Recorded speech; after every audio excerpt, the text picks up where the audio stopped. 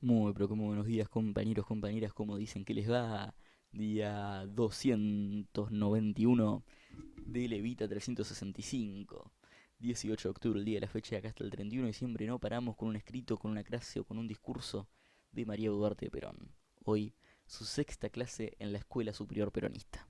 Ojalá que les encante.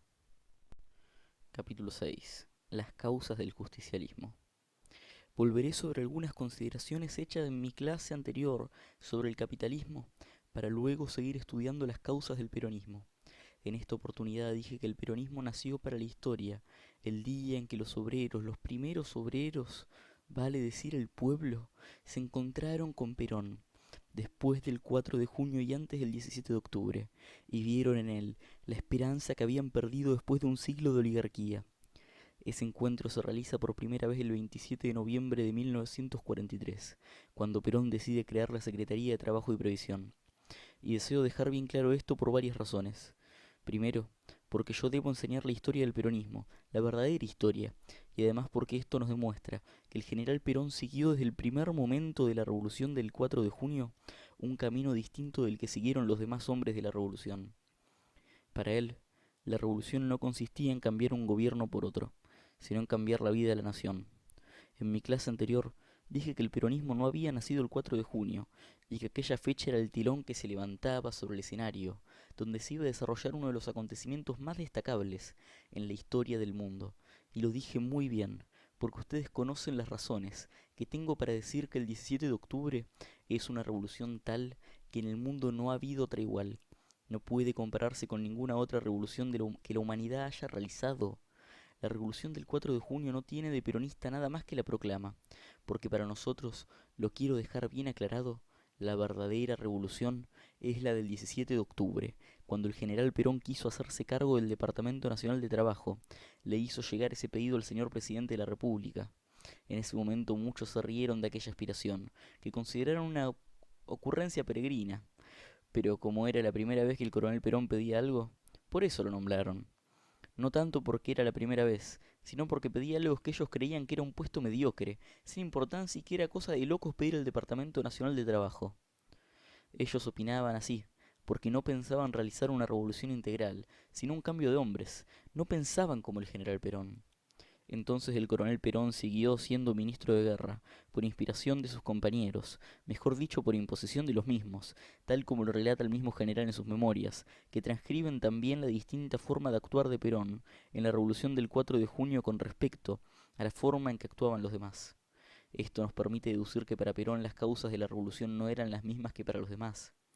Tan distintas eran las causas, que por dos veces consecutivas Perón tuvo que jugárselo solo y exigir la destitución del presidente de la República. Yo no puedo menos que decir esta verdad y que nadie podrá discutir, y es que para salvar a la revolución y el movimiento del coronel Perón, el coronel Perón tuvo que exigir junto a un grupo de compañeros el reemplazo del presidente de la República, porque Perón había realizado la revolución por causas que no son las que perseguían otros compañeros suyos. Además, creían que las causas de la revolución eran fraude y la inmoralidad de la administración pública, los círculos políticos que no se ocupaban del país sino de seguir en el gobierno a cualquier precio o a cualquier costa. Perón va más allá. Si todo hubiese consistido solamente en eso, la revolución habría cumplido con el pueblo en muy poco tiempo. Con una simple reforma política se arreglaba todo.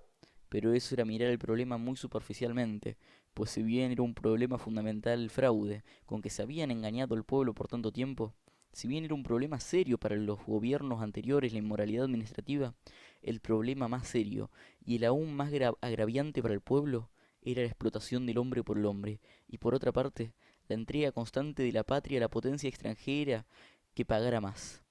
Pero para la desgracia de los argentinos, no solo se vendía la patria, se rendía pleitesía a las potencias con el solo fin de tener amigos importantes en el extranjero. Eso era más fundamental.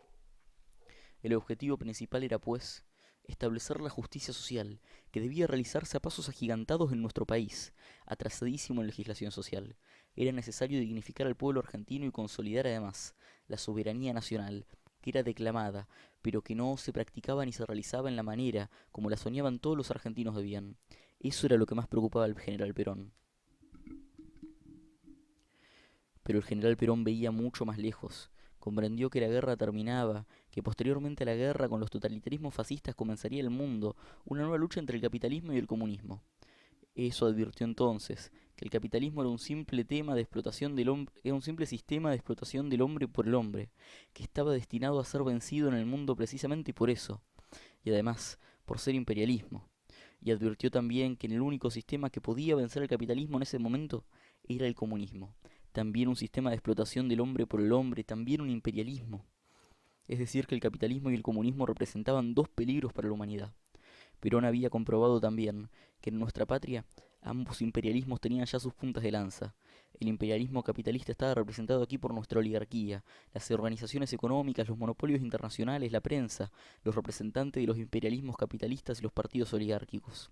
El comunismo estaba representado por el Partido Comunista, agentes infiltrados en la dirección de todos los demás partidos, y algunos dirigentes sindicales, mercenarios, uno engañando a otros. También se plegaban al imperialismo comunista, muchos obreros, a quienes la desesperación echaba a sus brazos. Y Perón llegó a la siguiente conclusión: si la revolución quiere salvar realmente al pueblo argentino, no deberá realizar simplemente la reforma política, deberá llevar a cabo la reforma social, que anule la acción del comunismo y la reforma económica que rompa el dominio capitalista. Esto era de vital importancia para la patria. Pueden ustedes ver claramente que si quisiéramos distinguir las causas del peronismo de las causas de la Revolución de Junio, deberíamos decir que las causas de la Revolución de Junio fueron simplemente políticas.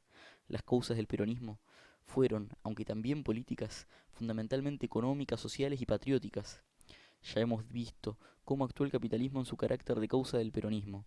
Ahora vemos cómo actuó el comunismo. Es decir, hemos tratado la causa capitalismo, sintéticamente en la clase anterior, exigidos por el escaso tiempo, pero estoy seguro de que ustedes conocen bien el punto y saben cuáles son las armas poderosísimas económicas y políticas o periodísticas que utilizó el capitalismo para tratar de destruir al justicialismo, al que consideró casi más peligroso que al comunismo, porque sabe que el justicialismo es el único sistema que llevará a la felicidad de los pueblos. De allí que para los capitalistas el justicialismo sea enemigo poderoso, pues si se difundiera en el mundo, significaría su derrota definitiva. El comunismo en el mundo. La historia del comunismo nos permitirá comprender mejor la historia del peronismo.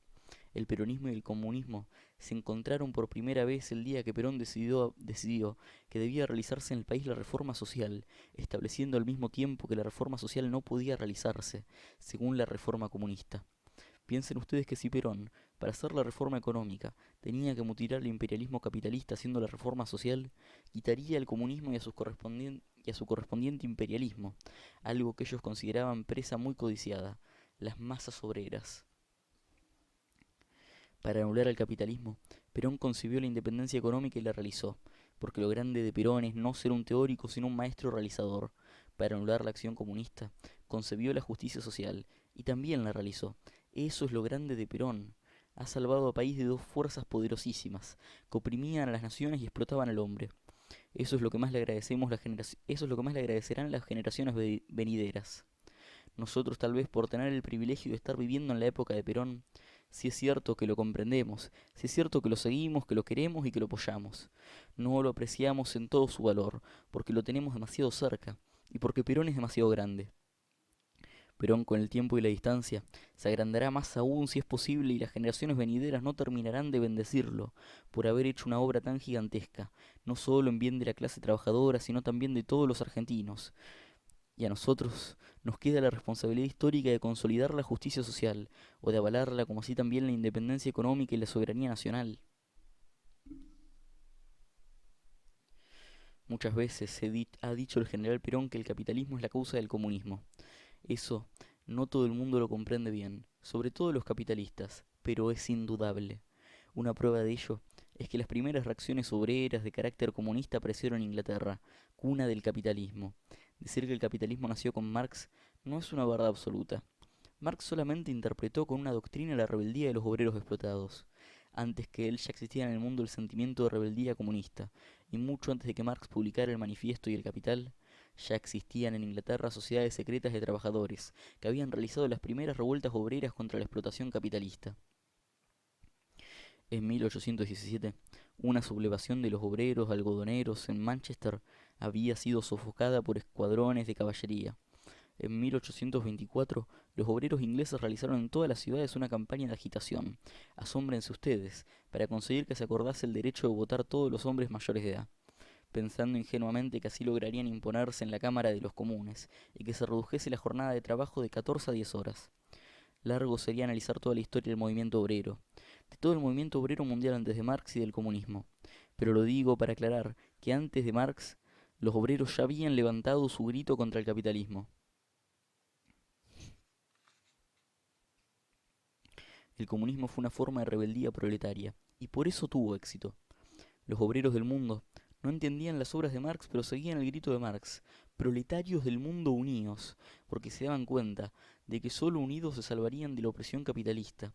El mismo Marx, ante la crítica de que hacían objeto a su obra el capital, que era de difícil comprensión y que se la hacían los propios trabajadores, decía: no hay en la ciencia caminos anchos, y solo pueden alcanzar las cumbres luminosas los que no caigan por la fatiga en los caminos estrechos.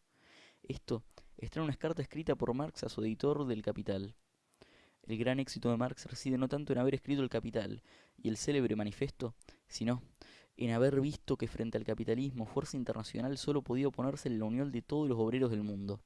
Marx, que vivió muchos años en Inglaterra, en una extrema pobreza, vio que muchos de los obreros ingleses unidos desistían de oponerse a los capitalistas ingleses, exigiéndoles mejores salarios, jornadas de 10 horas, porque iban a buscar obreros a Polonia y Alemania. Esto le hizo comprender que el movimiento obrero debía ser internacional. En 1866 fundó en Londres la Internacional, y Marx personalmente le infundió el sello de sus ideas. En 1866 se realizó el primer Congreso Internacional Comunista con 70 delegados. Marx murió en 1883, en Londres, a los 65 años.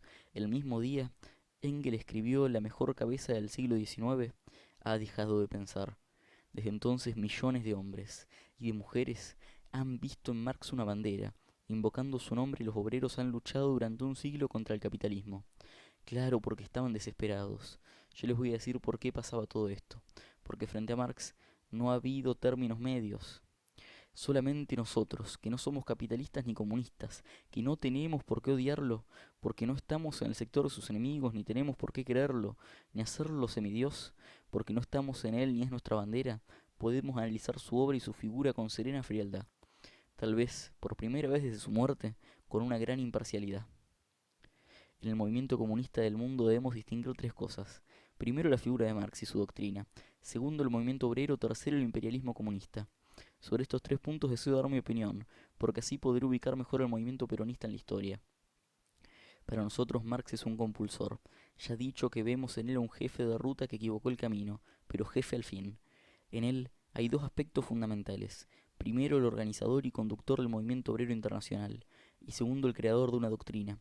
Como conductor del movimiento obrero internacional, los pueblos del mundo le deben que les haya hecho entender que los trabajadores deben unirse. Recuerden ustedes que eso mismo repite y repetirá siempre el general Perón a sus trabajadores. Unidos, dice Perón, los trabajadores son invencibles. Si Marx hubiese hecho solamente eso, y si se hubiese dedicado a esa teoría, uniendo a todos los trabajadores del mundo en procura de soluciones justas a sus problemas, su gloria sería indiscutible. Pero lo discutible de él es y seguirá siendo que siempre su doctrina, seguirá siendo siempre su doctrina, pues aunque estaba destinada al pueblo, muy pocos hombres del pueblo la abrazaron conscientemente, y muchos lo hicieron inconscientemente sin saber con exactitud de qué se trataba, más bien como un gesto de rebeldía que como una solución. Y aquí quiero traer un recuerdo de Italia. Recuerdo que en ese país decía Togliatti: nosotros tenemos todavía el plan definitivo para seguir. Nuestro gran objetivo es destruir 2 siglos de capitalismo. Luego vendrá quien construya. La doctrina de Marx es por otra parte contraria a los sentimientos del pueblo, sentimientos profundamente humanos. Niega el sentimiento religioso y la existencia de Dios. Podrá el clericalismo ser impopular, pero nada más popular que el sentimiento religioso y la idea de Dios. El marxismo es además materialista, y esto también lo hace impopular. El marxismo es extraordinariamente materialista. Por otra parte, es impopular porque suprime el derecho de la propiedad, que es tan profundamente humano. Pero por sobre todo es interesante destacar que Marx, como conductor de las primeras organizaciones obreras, interpretó el sentir de las masas, y por este hecho lo debemos considerar como un precursor en el mundo. Su doctrina, en cambio, es totalmente contraria al sentimiento popular. Solamente por desesperación o desconocimiento de la doctrina marxista pudo el comunismo difundirse tanto en el mundo. Se difundió más por lo que iba a destruir que por lo que iba a construir. Ustedes pueden comprobar a cada momento que los comunistas no son hombres constructivos, son personas que todo lo niegan, son extraordinariamente demagógicos, porque no tienen responsabilidad y porque jamás pensarán en cumplir con sus promesas. Prometen y prometen, solo para destruir. Luego vendrán quienes construyan. El movimiento obrero siguió en el mundo su marcha ascendente. Marx infundió su conciencia de unidad, pero dividió a los obreros con su doctrina. Surgió el socialismo como doctrina comunizante atenuada. Y yo pienso que aun sin el comunismo y sin el capitalismo, el movimiento sindical habría seguido su curso en el mundo tal vez más lentamente, pero no con menos fuerza. El movimiento obrero se realizó en todas partes como una necesidad, no para luchar por el comunismo o por el capitalismo, sino para luchar por una mejor situación del pueblo frente a la explotación capitalista. Por eso, los comunistas y los socialistas eran pocos en los sindicatos. Claro que eran los más activos, y esos los conocemos bien. Los demás eran obreros que querían defenderse para vivir. El primer gobierno comunista del mundo aparece en Rusia en 1918. Es interesante señalar que no lo realizan los trabajadores sindicales organizados, sino una masa explotada y hambrienta. Sus dirigentes no son obreros, asómbrense, sino intelectuales, a quienes no les preocupa tanto el trabajo del industrial como el campesino. No es un movimiento dirigido esencialmente contra el capitalismo, sino contra los terratenientes. Aquí se produce la primera derrota de la doctrina de Marx, porque la misma no se puede ser integralmente realizada. No se suprime totalmente la propiedad, porque en Rusia, por ejemplo, 20 obreros pueden tener su fábrica, mientras que la doctrina no permite la propiedad. Claro que las mayores industrias son del Estado, que explota a los trabajadores, pero no han cumplido con la doctrina de Marx. Quiere decir que aquí sufre la primera Quiere decir que aquí sufre la primera derrota la doctrina de Marx, que pronto se convierte en un imperialismo más, y el imperialismo es un camino equivocado, porque crea resistencias en todos los pueblos. En mi clase anterior, hemos visto cómo el capitalismo estuvo representado en la República Argentina por la oligarquía y las fuerzas internacionales del capital extranjero y del imperialismo. Frente a sus fuerzas poderosas se levantó aquí, como en todas partes, la reacción de los explotados, las masas sufrientes y sudorosas como alguna vez dijera el general Perón. Yo me, yo me precio siempre de haber sentido y sufrido con el pueblo aquella opresión, y de haber visto desde adentro la reacción popular. Yo puedo hablar de eso con plena autoridad, para decir que aquella reacción permanente, silenciosa y apreciable del pueblo contra la oligarquía, no era comunista ni deseaba serlo. Los auténticos dirigentes sindicales no deseaban tampoco el comunismo, y tal vez por esa razón, por no querer ser comunistas, muchos se hicieron socialistas, porque alguna puerta de escape tenía que tener esta gente, que luchaba por poco, nada más que por un poco de pan.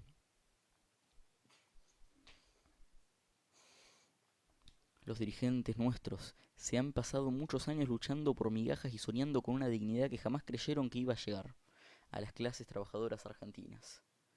Creyeron hasta el advenimiento del general Perón. Entre los dirigentes comunistas hubo pocos dirigentes verdaderamente comunistas. Los dirigentes eran dirigentes a sueldo. A ellos no les interesaba el plan de los trabajadores.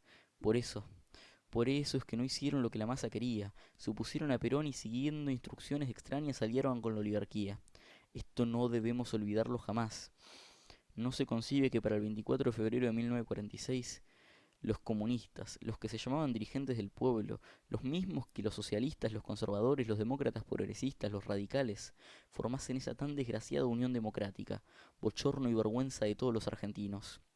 No nos puede extrañar que los conservadores, los radicales y los demócratas progresistas se aliaron en un maridaje en el que estuvieron siempre a pesar de los encornos políticos, porque se repartían el gobierno, por lo que no se extraña y no podemos olvidar, pero lo que nos extraña y no podemos olvidar es que esos que se llamaban dirigentes del pueblo, los socialistas y los comunistas, salieron con la más cruda y rancia oligarquía nacional e internacional, salieron con el más crudo capitalismo en contra de los trabajadores argentinos.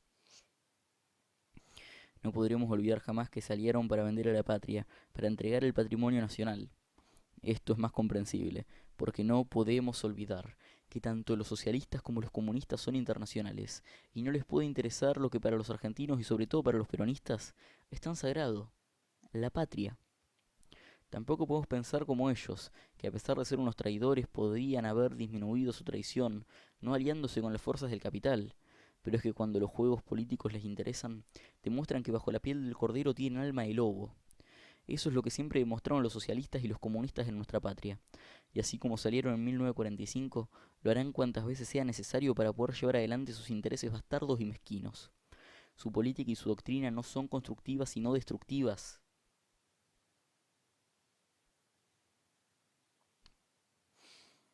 Las fuerzas trabajadoras han vencido y hoy, gracias a los humildes y a los hombres de bien, y a los trabajadores que vieron en Perón no solo al realizador y al reformador social, sino al patriota, al hombre que daba seguridad a la patria, al hombre que iba a luchar para que cuando él se retirara la patria fuese más grande, más feliz y más próspera que de lo que la encontró. Ellos hicieron posible el triunfo de Perón. Por eso los argentinos nos ponemos, nos podemos vanagloriar y gozar de nuestra justicia social, de nuestra independencia económica, que cada día se está acrecentando gracias al esfuerzo patriótico y a la visión extraordinaria del general Perón. También en la parte nacional. Hoy los argentinos nos sentimos orgullosos de nuestra soberanía, y como dije el 1 de mayo, cuando nuestra bandera se pasea por los caminos de la humanidad, los hombres del mundo se acuerdan de la esperanza, como de una novia perdida que se ha vestido de blanco y celeste para enseñarles el camino de la felicidad. Por eso es que nosotros, los peronistas, nunca debemos olvidarnos del pueblo. Siempre debemos tener nuestro corazón más cerca de los humildes, más cerca de los compañeros, más cerca de los pobres, de los descamisados, porque así habremos cumplido mejor con la doctrina del general Perón. Y para que no olviden que los pobres, los humildes, las fuerzas del trabajo y nosotros mismos hemos prometido ser misioneros de Perón, y serlo significa expandir su doctrina, no solo dentro de nuestra frontera, sino que debemos ofrecérsela al mundo, como una esperanza de las reivindicaciones que tanto ambicionaban las fuerzas de trabajo. Además, nosotros los argentinos no lo olvidaremos jamás a Perón, porque él nos ha dado este amanecer que está viviendo nuestra generación, que será el mediodía, que vivirán las futuras generaciones gracias a la obra patriótica que está realizando en esta hora tan incierta de la humanidad, en que el mundo se debate en guerras, en odios y rencores. Nosotros, en cambio, silenciosamente, teniendo al frente un hombre de los quilates del general Perón, estamos construyendo una Argentina feliz y próspera, y lo estamos haciendo gracias a la obra de un hombre tan grande como lo es el general Perón, y también gracias al pueblo, que lo ha comprendido y lo ha apoyado contra todos los mercaderes y contra todos los traidores, que los comunistas más activos del país, siempre más activos fueron siempre algunos intelectuales bien pagos en nuestro país, lo sabemos perfectamente, fueron sobre todo universitarios. Esos no han cambiado y siguen su prédica marxista, ahora disfrazada de pacifismo. Ya sabemos cuál es la paz comunista, la expansión de su imperialismo a cualquier precio. La paz peronista es hacer lo que el pueblo quiere, y no hablemos de la paz capitalista que todos conocemos. Consiste en explotar a los hombres e imponerse a pesar de los pueblos, en todas las naciones. El panorama comunista de 1943 no era grave, pero tenía las condiciones necesarias para hacerlo en cualquier momento, ya que un pueblo explotado y desalentado es el mejor ambiente para el triunfo del comunismo. El panorama comunista de 1943 no era grave, pero tenía las condiciones necesarias para hacerlo en cualquier momento, ya que el pueblo explotado y desalentado es el mejor ambiente para el triunfo del comunismo. Si sus dirigentes no hubiesen sido extranjeros, en su mayoría mercenarios de un imperialismo, tal vez hubiesen progresado más. Es probable que de no haber presentado Perón al pueblo la solución justicialista, los trabajadores por desesperación hubiesen abandonado el socialismo, que ningún bien les había hecho hasta entonces, para transformarse en comunistas. Los socialistas eran dirigentes abúlicos y abogados de empresas poderosas, y el pueblo desesperado se hubiese entregado al comunismo, que tampoco lo llevaría a la felicidad sino a la destrucción, no sólo de los valores materiales del país, sino también de las fuerzas morales y espirituales. Pero en aquel momento aparece Perón. Las masas obreras lo siguen, porque anuncia la supresión de la explotación capitalista por la justicia social, porque habla de la explotación porque al hablar de justicia social no lesiona sentimientos naturales del alma humana como el comunismo, porque habla sinceramente y porque más que prometer cumple. No nos olvidemos de que las fuerzas trabajadoras del mundo se han pasado siglos enteros escuchando en todas las campañas preelectorales, promesas que al día siguiente de las elecciones se lleva el viento. El general Perón jamás prometió nada, lo dio todo, Es por eso que en la campaña presidencial del general de 1945, el general Perón llevaba los puños llenos de verdades de realizaciones. El general Perón expresó al pueblo argentino lo que había realizado para hacer la felicidad y para llevar un poco más de luz a todos los hogares trabajadores de la patria. Perón cumple, han dicho los trabajadores con gran intuición, y eso era lo que el pueblo necesitaba. Los dirigentes obreros se dividen en dos: los sinceros, los dirigentes a sueldo, que prefieren aliarse con la oligarquía. Estos los con- a estos los conocemos nosotros y el pueblo, mejor dicho, los conocemos nosotros, porque el pueblo los mata con el olvido y no los recuerda más. El general Perón ha vencido al capitalismo y al comunismo. Ha vencido al capitalismo suprimiendo a la oligarquía, combatiendo las fuerzas económicas de los Bembergs y los Trost. A la prensa, que era un cáncer del capitalismo que teníamos nosotros, no la suprimió Perón, sino los canallitas y las fuerzas del trabajo. Pero, ¿podrían los canillitas, que son los obreros más humildes del país, haber enfrentado con éxito a ese pulpo poderoso mediante una huelga contra una empresa que contaba con tanto apoyo especialmente de fuerzas extranjeras, si no existiera el justicialismo y hubiera un gobierno que los deja discutir libremente y de igual a igual con los patrones? Antes, los pobres canillitas hubieran sido ametrallados, ahogando sus esperanzas. Perón también ha vencido el capitalismo interno por la economía social, poniendo al capital al servicio de la economía y no como antes, la economía al servicio del capital, que solo daba a los obreros el derecho de morirse de hambre. La ley del embudo, como se suele decir, lo ancho para ellos y lo angosto para el pueblo. Perón suprimió la acción imperialista. Ahora tenemos independencia económica. Bien sabe que todos los agravios que, que debió recibir por haber cometido el crimen de defender a la patria. Algunos argentinos salían con los extranjeros para difamarlo, porque el general Perón por primera vez hizo que las potencias extranjeras respetaran a la Argentina y la trataran de igual a igual. El general Perón le quitó al comunismo las masas, por el mayor bienestar y la justicia, propiciando la creación de un sindicalismo justicialista. Y sobre todo, quiero decir dos palabras: el sindicalismo apoya al justicialismo y a Perón, pero eso no significa que que el sindicalismo se enrole en una acción política. Simplemente sigue hacia una doctrina de justicia social, y su creador Perón ya está por encima de toda política. Como lo dije en mi última clase, porque los sindicatos argentinos, al formar el sindicalismo justicialista, es decir, al encuadrarse dentro de la doctrina justicialista, están representando auténticamente a sus afiliados, porque lo que antes se discutía a balazos, hoy ya no se discute, se defienden las conquistas, que es muy distinto. El sindicalismo justicialista, que está ensamblado dentro de la doctrina justicialista, y los sindicatos argentinos, al apoyar al general Perón, lo apoyan políticamente, pero no se enrolan en un partido político, no apoyan a un dirigente surgido de un partido político, porque otro Perón, como he dicho en mis clases anteriores, no vendrá a la Argentina, y por más que salgan imitadores, no vendrá a la Argentina. Y por más que salgan imitadores a su paso, los imitadores siempre son desastrosos. Perón hay uno solo, y las fuerzas del trabajo, al apoyar a Perón, apoyan al líder de los trabajadores argentinos, y no a ningún partido político. Perón es la patria, Perón es trabajo y Perón es bienestar. Es así como genialmente ha dicho el general Perón: el justicialismo no se puede vivir sin sindicalismo, pero no le arriendo la ganancia del sindicalismo sin el justicialismo. Y tiene razón el general: los que más sufrían en nuestro país el día que los argentinos tengamos la desgracia de no tenerlo más al Perón, porque realmente va a ser una desgracia no tenerlo a Perón, aunque él diga con su extraordinaria bondad que nos seguirá dirigiendo desde su casa. No serán los grandes, sino los pequeños, las fuerzas del trabajo, porque tras las serpentinas y los fuegos artificiales que harán los políticos que le suceden, vendrán los desengaños y también las desilusiones. Para comprender a los trabajadores hay que amar profundamente a los humildes, y es como si Dios, en su infinita bondad, hubiera querido darle a los argentinos un hombre que lleva en su corazón todo el amor y toda la comprensión por los trabajadores. El general Perón ha puesto la tolerancia ante la intolerancia, así como yo he querido juzgar al Perón, como yo he querido juzgar al general Perón, tal vez como yo soy la más fervorosa peronista, he querido encontrarle algún defecto, y el único que le encontré ha sido su maravilloso y gran corazón. Yo quisiera que todos los hombres del mundo y todos nosotros nos encontraran ese mismo defecto. Perón para mí, que lo he analizado profundamente, es perfecto. Por eso, como yo creía que la perfección no se podía alcanzar dentro de lo terrenal, les digo que no hay ni habrá jamás un hombre como Perón.